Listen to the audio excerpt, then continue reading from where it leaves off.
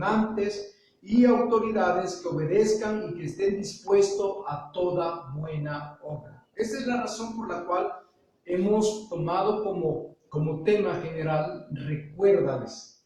Amén. Hemos estado hablando de la exhortación. Se habló fuertemente que hay que exhortar a los jóvenes que sean prudentes, hay que exhortar de tal manera que se ocupen a las buenas obras, hay que exhortar de tal manera que las ancianas sean reverentes, que las mujeres puedan amar a su marido, etcétera, etcétera, y que guarden la doctrina como las que ya hemos citado. Obviamente, ya hemos citado esas doctrinas, la doctrina de elección, la doctrina de la regeneración, la que acabamos de ver, y bueno, las 5 doctrinas que hemos citado, amados hermanos. Y ahora el escritor les dice a los hermanos de Creta, le dice, recuérdales, le dice al apóstol Pablo, le dice a Tito, recuérdales. O sea, esto es muy importante que lo notemos. Ya no dice que habla y exhorta, ahora dice recuérdales. El recordatorio es importante, ya que no se debe de olvidar, según el contexto, del capítulo 1, en el verso 12, hay una descripción, y repito de nuevo, a estos hermanos, a los cretenses en general, que eran malas bestias.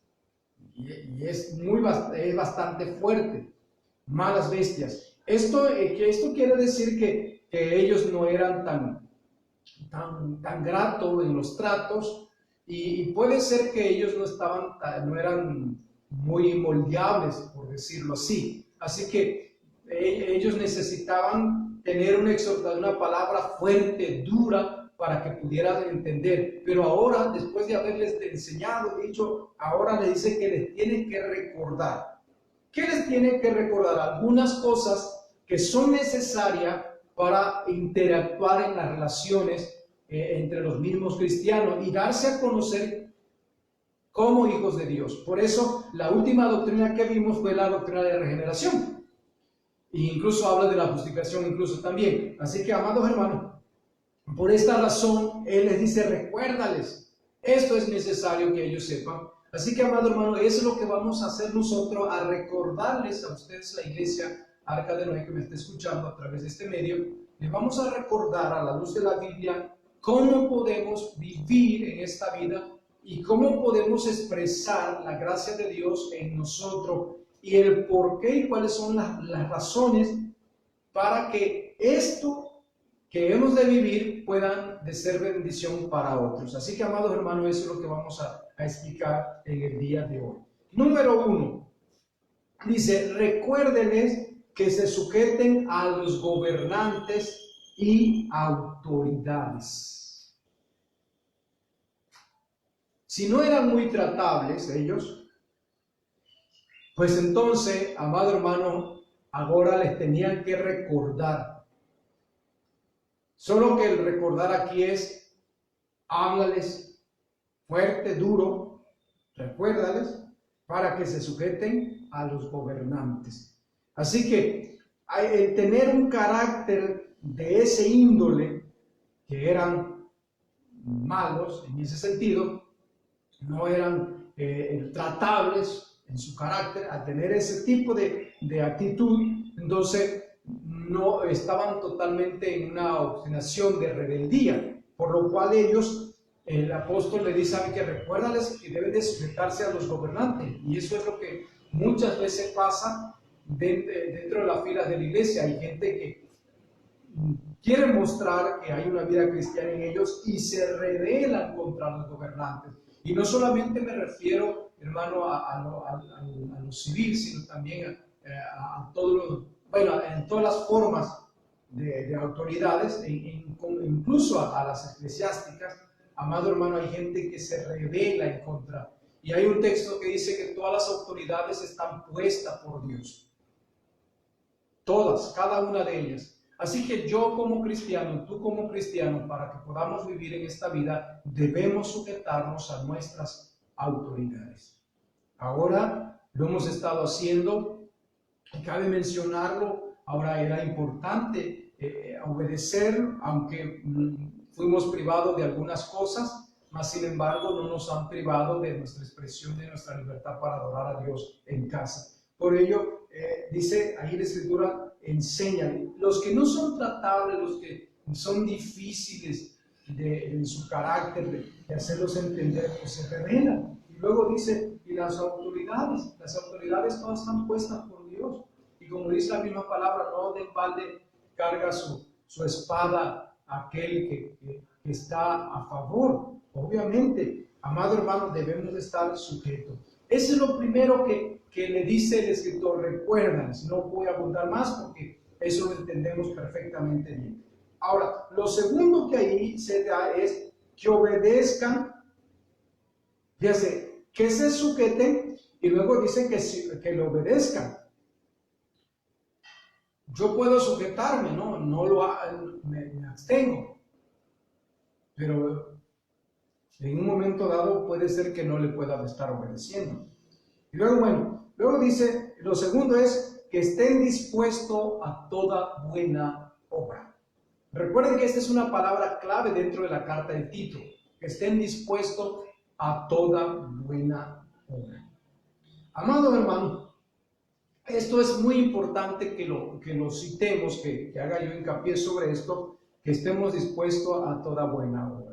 Es muy fácil caer en la rutina, es muy fácil caer en la vida monótona de ser cristianos, de ir, como muchas veces lo expresé dentro de la iglesia, dentro de las paredes del templo. Decía yo que muy fácil es ir y venir al templo, pero ¿qué hay de esa vida que realmente hará fructífera el reino de los cielos, o más bien que el reino de los cielos nos hará fructífero, y que a través de esas buenas obras otros tendrán que conocer el Evangelio de Cristo?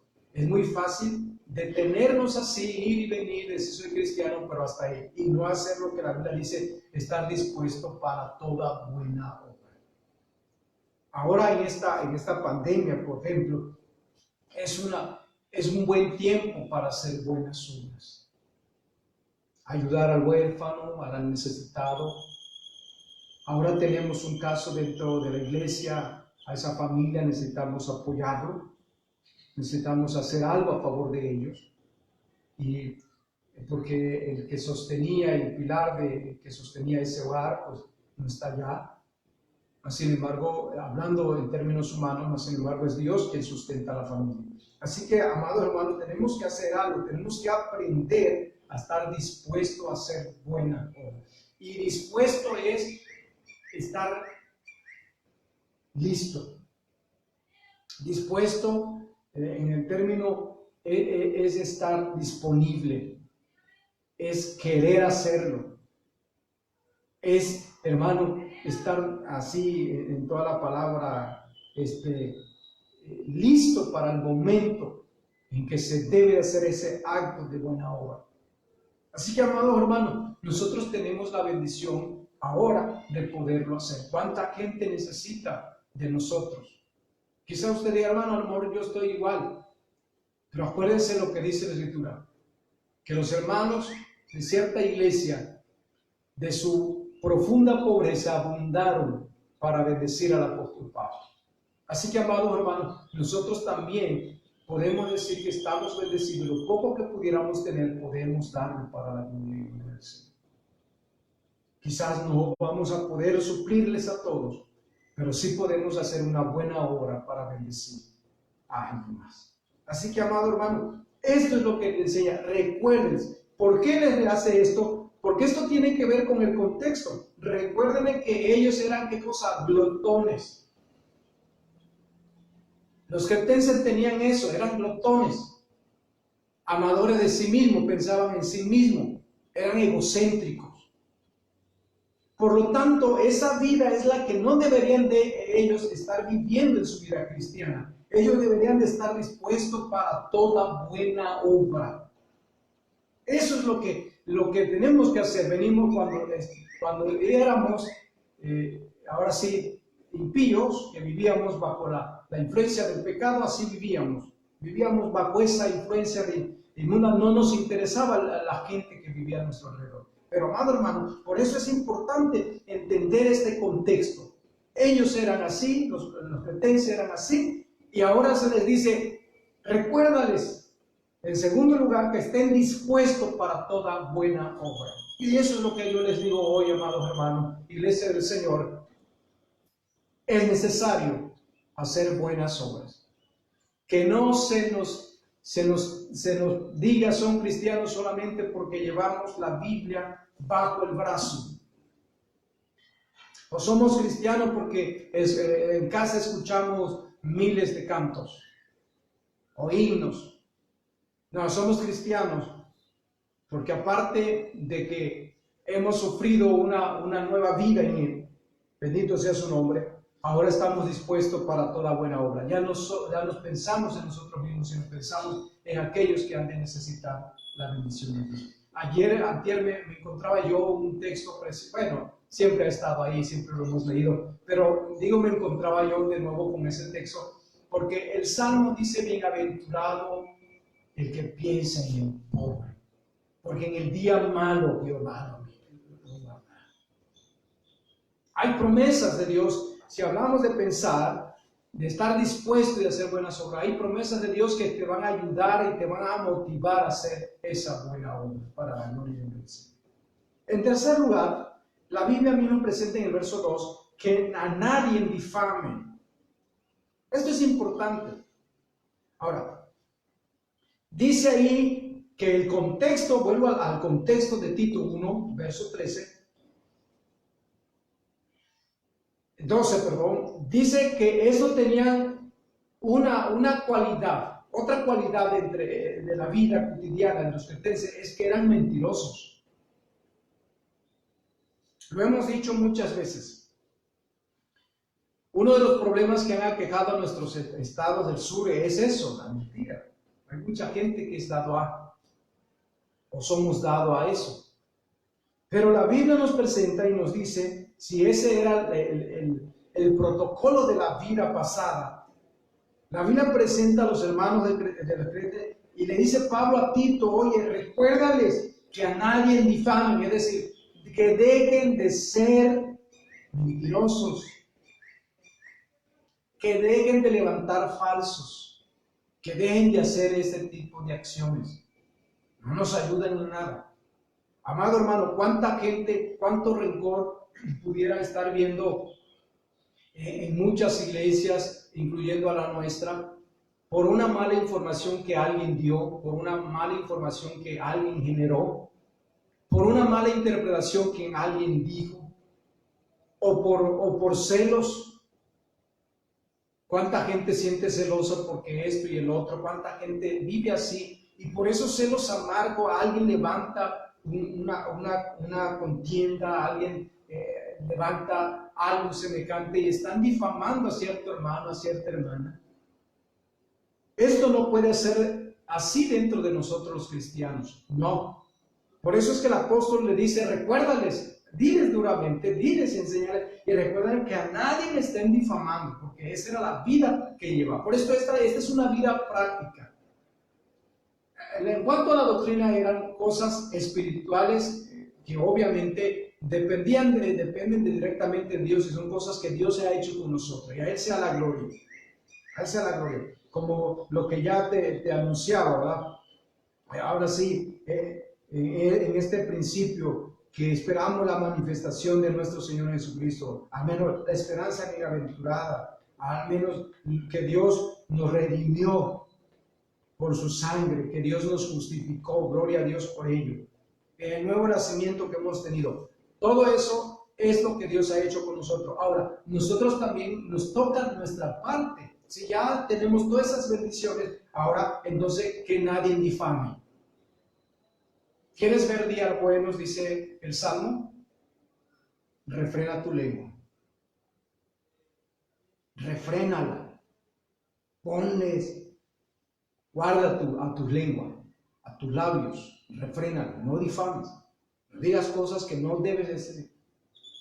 Mira, si tuvieras algo, porque hay que entender, si tuvieras algo en contra de tu hermano, si tuvieras a alguien hacer algo indebido, ve, dice la Biblia te da el derecho que vayas y le digas a tu hermano para que lo ganes para la gloria del Señor, pero no dice que lo difames.